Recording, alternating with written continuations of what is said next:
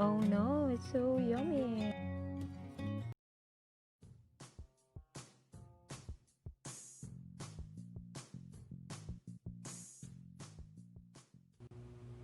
Okay, the first step is in a bowl or rice cooker, put 1 cup of sticky rice and add 1.5 cups of non-sticky rice.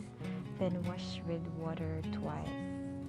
So the next thing we should do is we need to cook it in less than 20 minutes. And the next step is prepare the grated coconut and add 1 cup of water.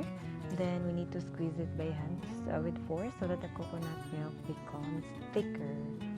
And afterwards, we are going to use a strainer in collecting the coconut milk mixture.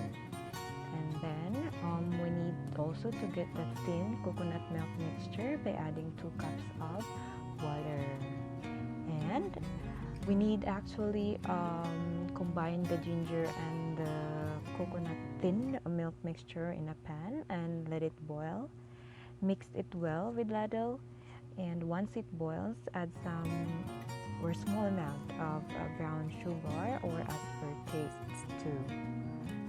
Okay, so we really need to mix it well consistently using ladle until it turns brown or it becomes latik.